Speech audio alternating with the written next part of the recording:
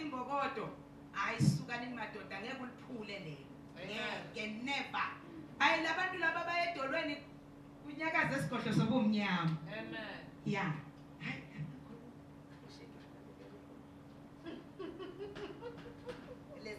lesikhathi lesi ngizocela my twin lami uqala umfana uma kwami bese kuda intombazana uqala udwamthulane ngilamathulane uqala thulane bese kuda nepuri kusho ukuthi nginumber 2 uma wami ekhaya ngiphinde ngibe number 2 mina umama tijalo I'm a first born because ngina40 manje unyaka amen imdala kunawe sesiya mina nginumber 1 lo mlama kwena ubhuti lo number 1 mina ngilama yena sho ukuthi sing4 kumbe uwesingakwena yes wena ke mina nginumber 2 vele ngaba nginumber 2 even nase kumele mase ngesikhathi igicika ibhasi agicika yarola mabase babanyula laphana babakhipha ngaba nginumber 2 futhi amen asinde kufeni hayi ngimasinde kufeni yeah lesikhathi samanje ngidocela Mrs Silver Mnguna simshayele nje tandla how to do business entrepreneurship yeah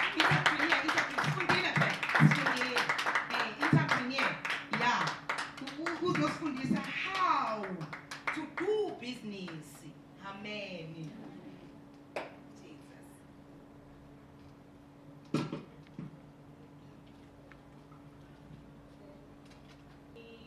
yanibingelela imbokodo egameni likaJesu njengoba sebashido ligama lami ngimi Sylvia Ticharwa by the grace of God sengaba Magengula hallelujah first of all I would like to thank the leadership of women empowerment lebasihlelele such a beautiful seminar. Thank you so much for the invitation. I feel honored to be before you. Ngiyatithanza into letifana naleti.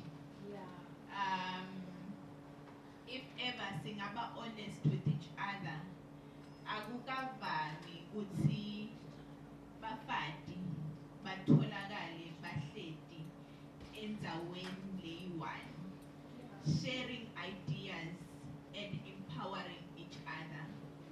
There is a saying that says, another woman's enemy is another woman. Kakhulu kakhona ngithi thine bafati lesidonselana phasi. Ungabona nje mfati asenkingeni, le nkinga leyo ibangwe ngilomnye mfati. It can be in families, it can be in marriages, it can be in relationships. And ibhlungu lento ngoba there's nothing as powerful as women coming together and sharing ideas to improve each other. Ngoba thine bafati as individuals, sodwana we are powerful. What more nasesihlangene in one spirit with one mind with love njengoba basisho singayenzeni kakhulu. Njengoba bebashido vele mina ngingakhuluma nize lishone kuphindze kuse, but we need to respect time. Ngimela inhliziyo yami ibuhlungu kakhulu ngoba I might have to leave elushido mama lapha wathi time is very important. Mina again umuntu webhizinisi, time is money. Every second counts. Ngoba usuka uplanile ukuthi okay le function lengiya kuyo it's going to take 3 hours, then you set another meeting later. And njengoba sila we need to teach ourselves punctuality. One day you are going to be catching flights or at Tambo. Boarding time you need to be there 2 hours before. Utofika figure when you need to go to the United Kingdom, you need to go to Dubai. If flight ticket, ngoba awukho punctual. You are going to close a deal of $1 million la uyakhona. Awukasibambi isikhathi. So kubalulekile vele ukuthi no matter how small or big a function is, you need to be punctual. Yeah. You need to be punctual. Sibafadi, we serve a big God, we serve a God of order. So kubalulekile ukuthi sitifundise letinto leto. I'm one of those people who was not punctual when it comes to time. And angakufakazela lokho my teacher, I was never a punctual person. But it's something that I've learned to work on because I'm now in business. And when you set up a meeting with someone, you need to be there 30 minutes before or 15 minutes before. So, ngiyabonga kakhulu. Nibahle kakhulu bazalwane.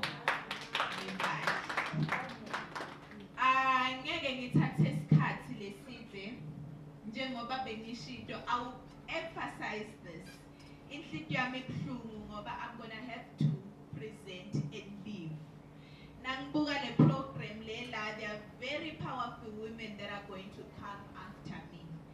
And sure ukuthi sengiyophuthelwa ke mina seswami because kude umuntu lo kwatiko konke. We learn from each other.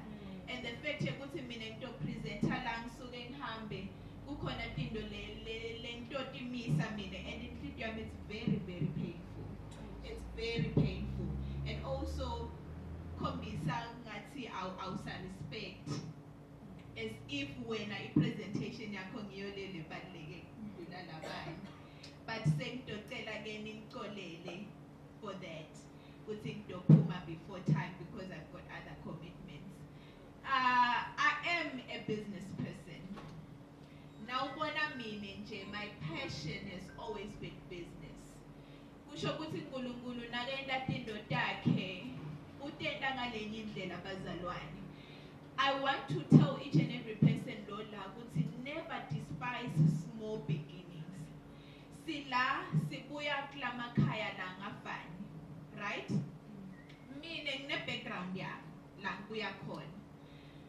And if I was someone else, bengiyobuka la ngibuya khona and say, I wish I was born in a rich family. Niyathi ukuthi kunebantwana bema-trust fund. Nike nayiva lento lebathi trust fund. Kuthi umntwana uyatalwa already une-account, unetimali letimele. The moment they turn 18, the moment they go to university, bathengelwa timoto, bathengelwa makhaya and everything. Tikhona tinto letinjalo, and there are people that are privileged to be in that position. I am not a trust fund child, right? Ngishito ngathi uNkulunkulu positions you ukubekele kulomndeni la utalelwe kuyo for a reason. Mina ngikhuliswe kumama teacher walapha. My beautiful queen. I really appreciate the tifundiso lekanginike tona because God knew ukuthi I'm going to need the skills lebekanginika wona kepha mina bengingadi. Nasikhula mama bekabhaka amafeti. Ngiyawabona amafeti. Bekabhaka amafeti sihambe sithengise amafeti. Bantu betekhaya batothengisa amafeti. Remember, I'm a girl child, right? Kude mntwana lojabulela ukuthi aye esipaza ayothengisa. Phela leso sikhathi mama kufuna vale tindlebe, leso sikhathi phela nawe soya adona. So ucala kubona angisho. Leso sikhathi bathambe esipaza ayothengisa amafeti. Inkinga phela le. Right? Uthengisa amafeti mama usebe unespaza sithengisa ama-chips. Athi mntwana mbuto sala la ngisafuna kujika kuphuphi ngiyoyenda njani ngiyothenga amazambane. Namuhla ngikhulile the skill ngabe ngisidespise ngathi mina hayi angikuthandi la ngikhulele khona. Ngiso le skill lesengisebenze What she had was a business. A business meaning, she might not know this, but the way the same skills that she was using, and have that transaction, it's an important skill.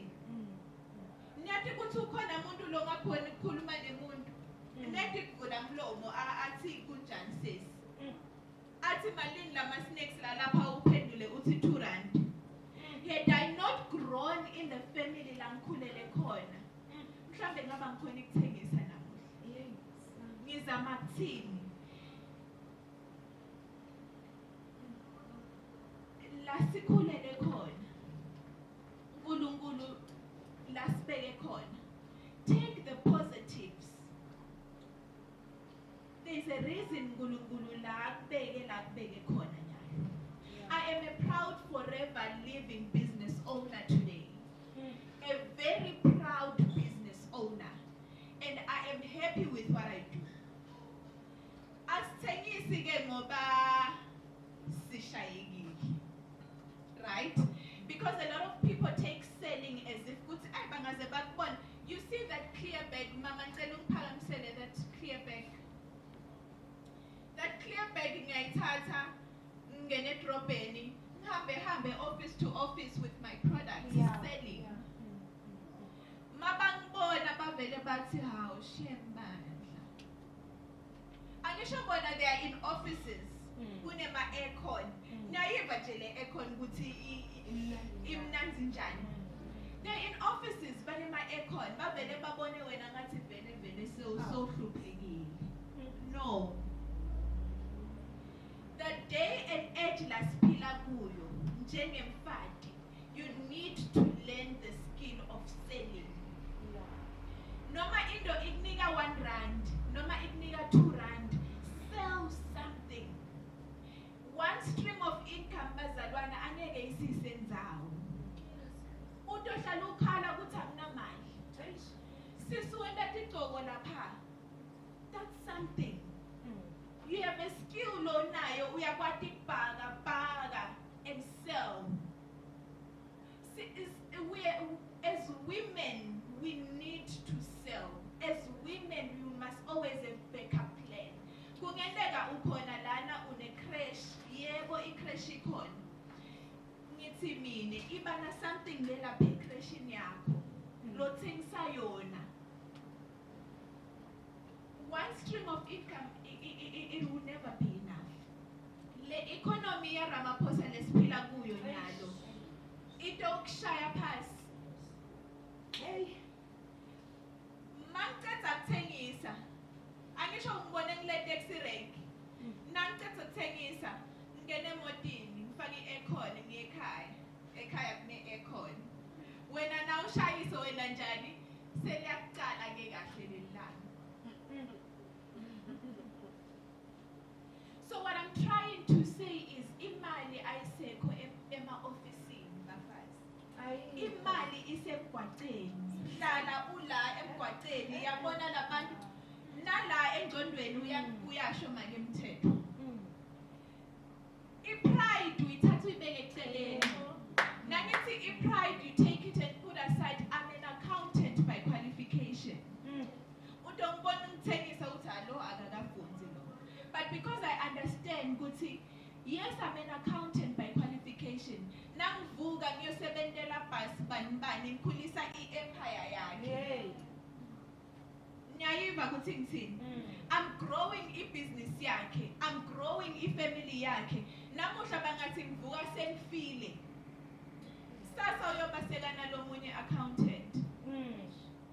That's the honest truth. You are replaceable. You are replaceable emsebentini wakho. Yini lo uyendako as a backup plan la eceleni. Kuthi should it happen, God forbid,